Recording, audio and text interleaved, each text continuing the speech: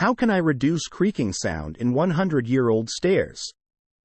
I have a house built in 1928, with 2 large staircases straight to small landing, then curved. When we bought the house, they were covered in vinyl, and had plywood nailed in between the rear of the tread, up to the nose of the tread above, so angled in front of the riser.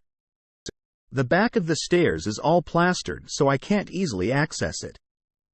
I do notice when I walk on it that a lot of the noise appears to come from the riser itself moving when I walk on the tread above once they are attached firmly. However, to be honest, the whole thing sounds like it is squeaking, not just one place. I cut a hole in the back of the bottom stair as it is in the basement, so can live with it, and so can see how it is attached, supported between the riser and the tread, which is really not at all. If we then look from the front of the stair after removing the plywood and the partially attached support on the riser, there are huge gaps up and down the whole staircase. The riser is definitely in a small slot in the stringer, as is the riser. It seems at least very hard to tell. The tread has no support at all in the center, and the widest tread at the very corner is about 1.6 meters wide. The treads are 35 millimeters thick, not sure what wood to be honest, but I think it's pine by how soft it is. So I would really like to get these less creaky so we can carpet them.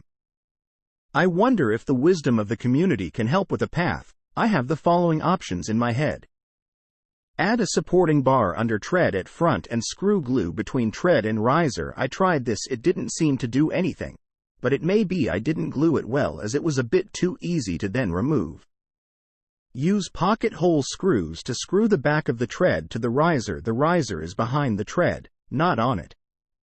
Not sure if this will work, as I don't think the riser goes far down behind the tread to get a solid grip on it. Cut out the tread from above, glue screw support to the left and right, and replace a new tread.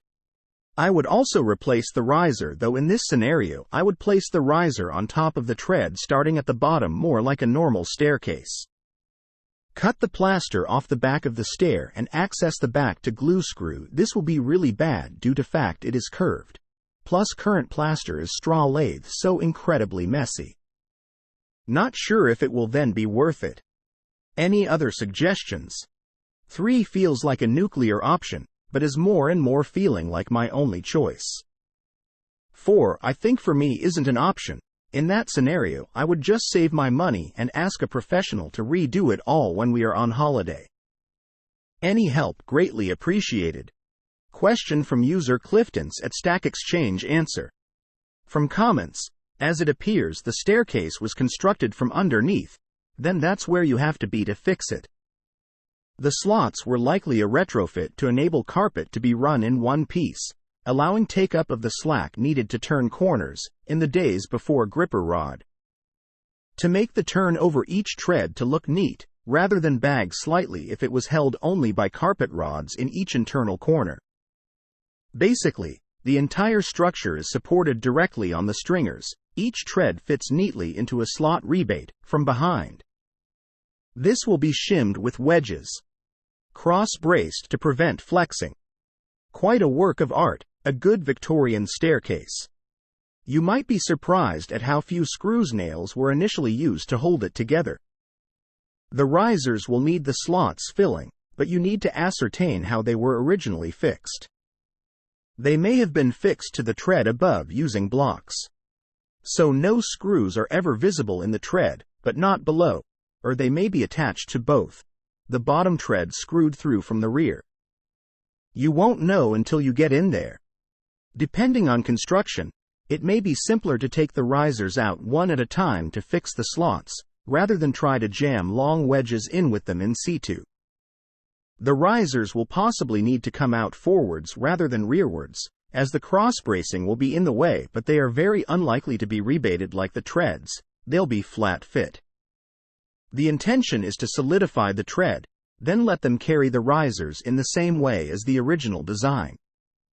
Often, floating the bottom of the riser prevents rather than creates creaks. The stairs are then several independent 90 degrees boxes rather than one coherent monoblock unit. This is a messy job, No doubt, but you cannot fix it from above, unless you redesign the entire staircase. You've nothing to rest on. Literally, all your fixings are done from behind originally. That's how they could keep all the faces so clean, before the days of ubiquitous carpet. Answer from user Tetsujin at Stack Exchange.